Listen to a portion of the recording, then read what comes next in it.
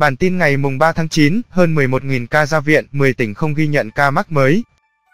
Bộ Y tế cho biết, trong ngày mùng 3 tháng 9 có 14.922 ca mắc mới COVID-19, hơn 11.000 bệnh nhân ra viện và có 10 tỉnh thành qua 14 ngày không ghi nhận ca mắc mới.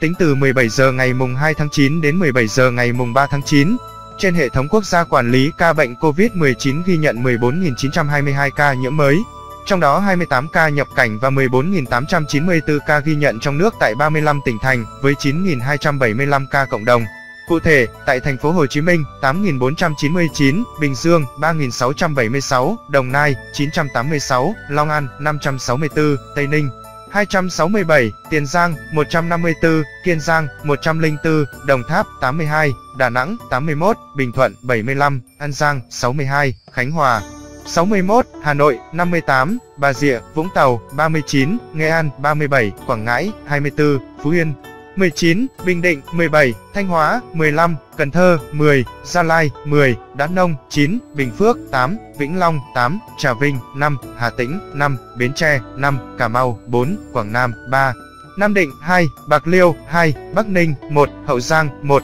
Bắc Giang, 1. Như vậy trong 24 giờ qua số ca nhiễm ghi nhận trong nước tăng 1.708 ca. Riêng tại thành phố Hồ Chí Minh tăng 2.536 ca, Bình Dương giảm 828 ca, Đồng Nai tăng 183 ca, Long An giảm 19 ca, Tây Ninh tăng 205 ca. Kể từ đầu dịch đến nay, Việt Nam có 501.649 ca nhiễm, đứng thứ 53 phần 222 quốc gia và vùng lãnh thổ, trong khi với tỷ lệ số ca nhiễm 1 triệu dân, Việt Nam đứng thứ 161 phần 222 quốc gia và vùng lãnh thổ, bình quân cứ 1 triệu người có 5.103 ca nhiễm.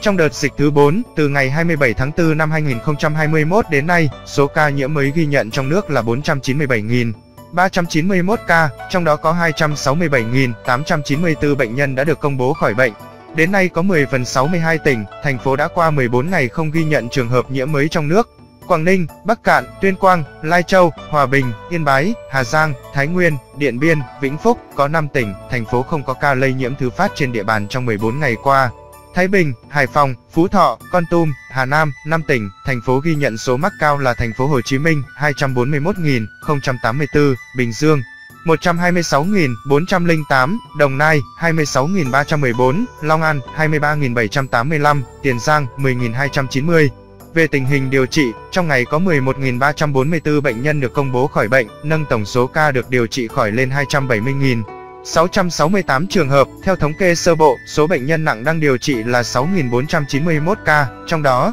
thở oxy qua mặt nạ 4.122, thở oxy dòng cao HFNC 1.295, thở máy không xâm lấn 179, thở máy xâm lấn 867, ECMO 28. Về số ca tử vong trong ngày, tổng hợp số liệu tử vong do các sở y tế công bố trên CDC KCB, Việt Nam ghi nhận 338 ca tử vong tại thành phố Hồ Chí Minh 250, Bình Dương 44, Cà Mau 30, Đồng Tháp 5, Hà Nội 2, Đắk Lắk 2, Tiền Giang 2, Bến Tre 1, Bình Thuận 1, Khánh Hòa 1. Đến nay, tổng số ca tử vong do COVID-19 tại Việt Nam là 12.476 ca, chiếm tỷ lệ 2,5% so với tổng số ca mắc và cao hơn 0,4% so với tỷ lệ tử vong do COVID-19 trên thế giới, 2,1%. Về tình tiêm vaccine COVID-19, đến nay Việt Nam đã tiêm được 20.831.478 liều. Trong đó tiêm một mũi là 17.872.356 liều, tiêm mũi 2 là 2.959.122 liều.